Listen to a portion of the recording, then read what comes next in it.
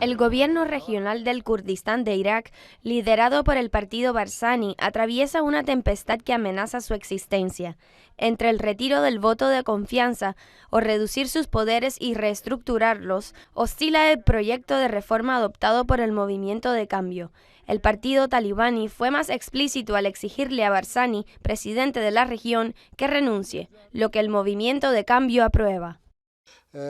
Estamos de acuerdo con esta propuesta, ya que además de haber perdido legitimidad, sus proyectos planteados el año 2011 son inútiles y no existe una voluntad seria y real para la reforma a causa de la corrupción, un sistema administrativo verdaderamente corrupto. Los partidarios del gobierno, que temen el colapso de la coalición que lo mantiene en caso de que le retiren la confianza, responden que el Movimiento de Cambio es el causante de la crisis económica a través de su ministro de Hacienda, y que ese movimiento se encuentra involucrado en los actos de vandalismo contra la sede del partido de Barzani en Sulaymaniyah, pero la única solución sería aceptar el hecho consumado. Retirar la confianza al gobierno no se logra a través de las pantallas de televisión, los proyectos, las reformas y el diálogo. No existen soluciones a la vista, mientras los diferentes protagonistas se encuentren aferrados a sus posiciones. En Erbil, el baluarte del Partido Democrático del Kurdistán, la única alternativa es Barzani como presidente de la provincia, mientras que en Al-Sulaymaniyah, baluarte de los partidos talibani y el Cambio, sostiene que la alternativa es elegir un presidente para la región por medio del Parlamento de Kurdistán.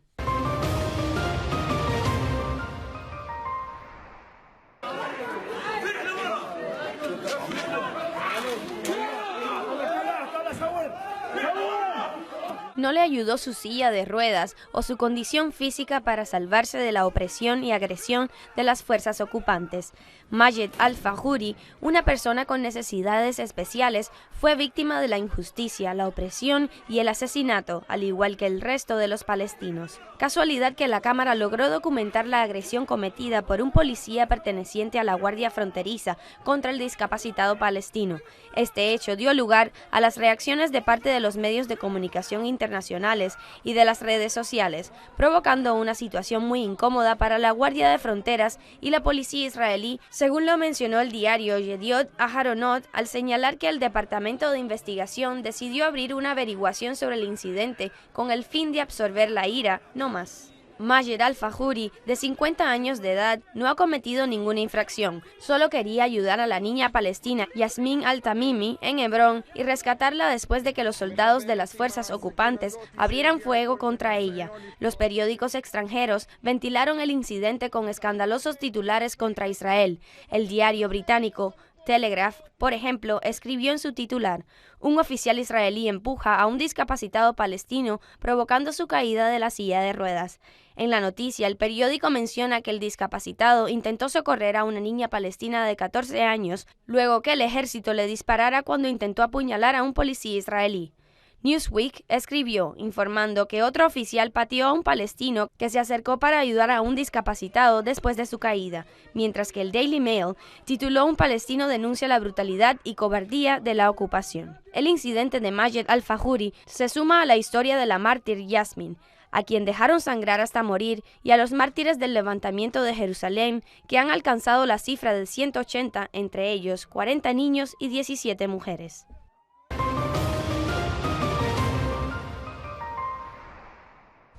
Numerosas son las críticas recibidas por el segundo gobierno del presidente del Consejo Presidencial libio, Fayez Sarraj, y es poco probable, según los analistas, que logre el voto de confianza ante el Parlamento de Tobruk el próximo lunes. El gobierno, que superó con 8 las 10 carteras ministeriales sugeridas por el Parlamento como límite, no presenta un programa de trabajo específico. La Cámara de Representantes en Tobruk se sorprendió cuando el Consejo Presidencial envió la lista de ministros sin acompañarlas con sus respectivos currículos, así como expresó sus dudas en cuanto a nombres cuyos certificados universitarios no son auténticos. Algunos de ellos incluso tienen antecedentes penales a causa de denuncias anteriores.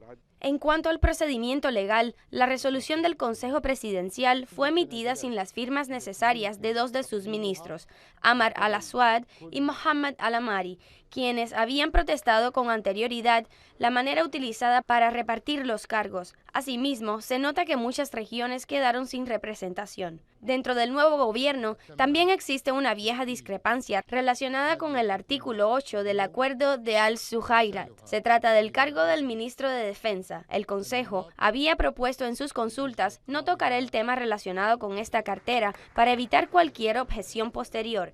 Sin embargo, este aparece nuevamente en la formación del nuevo gabinete y con el mismo nombre que aparecía en su primera versión, Mehdi al-Bahti, el comandante del batallón 204, quien tiene discrepancias con el comandante del ejército Khalifa Haftar. El presidente del Consejo de Diputados, Aqila Saleh, señaló que el Consejo tiene reservas sobre algunos de los nombres propuestos para el gobierno de reconciliación, subrayando que en el caso de que se opongan 40 diputados al nombramiento de un ministro, este tendría que ser reemplazado por el presidente del Consejo.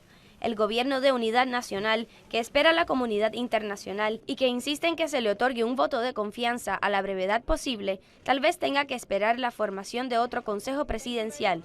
Los diputados en el Parlamento de Tobruk amenazaron con elegir un nuevo consejo presidencial por medio del comité El Diálogo Político, en caso de que Siraj rechace los cambios que ellos proponen.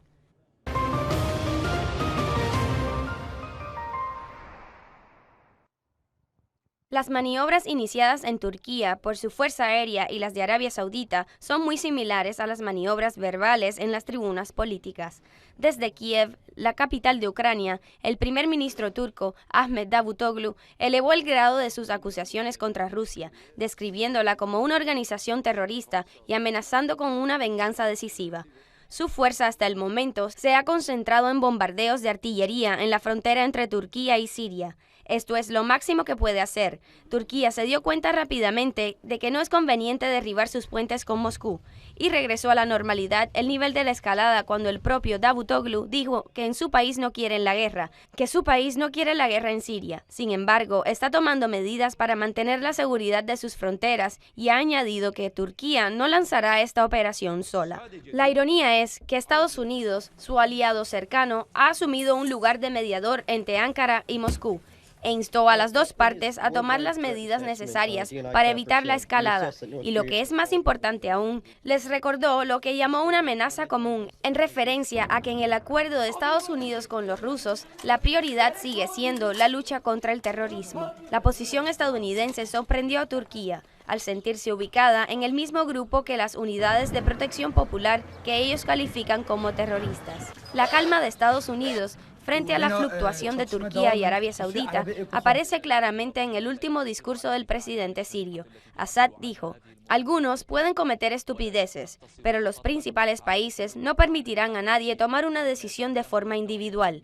Más importante aún en lo que dijo, y que bien pueden ser las líneas rojas para cualquier diálogo próximo, fue su afirmación de que cualquier proceso de transición debe ser basado en la Constitución de Siria. En esta escena de intersecciones, Staffan de Mistura decide elaborar el camino para sus objetivos y anuncia desde la capital siria el paso de los convoyes de ayuda para las zonas sitiadas en la nación árabe. Donde se mueven los convoyes sobre el terreno, así como en la política, no hay indicio ninguno de vuelta atrás. De la conferencia de Múnich, que prevé el cese de las hostilidades, hasta las conversaciones sobre el petróleo entre Arabia Saudita y Rusia, pasando por al anuncio de la embajada estadounidense ante la ONU, Samantha Power, sobre el consentimiento de su país ante la aplicación del acuerdo nuclear iraní, describiéndolo como bueno.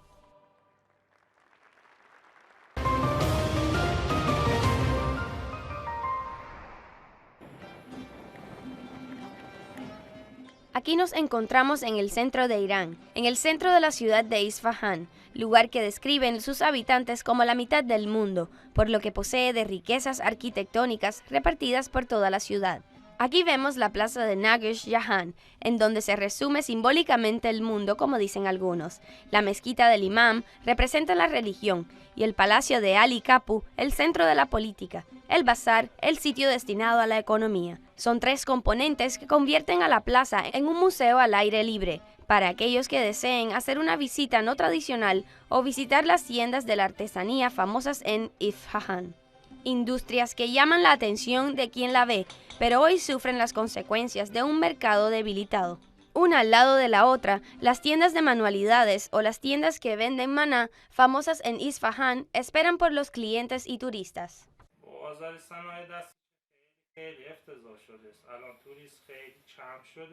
La catedral de Bank, en el centro de la localidad de Yulfa, donde residen los armenios de Isfahán, es otro lugar importante destacado en la ciudad. La catedral fue construida hace 40 años y se conserva como centro religioso y un sitio turístico importante que relata el papel de los armenios en Irán.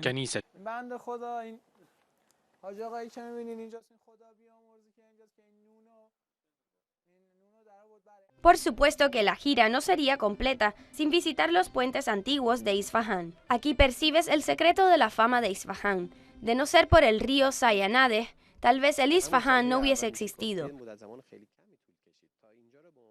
Lamentablemente la situación del comercio está mala y hay pocos turistas.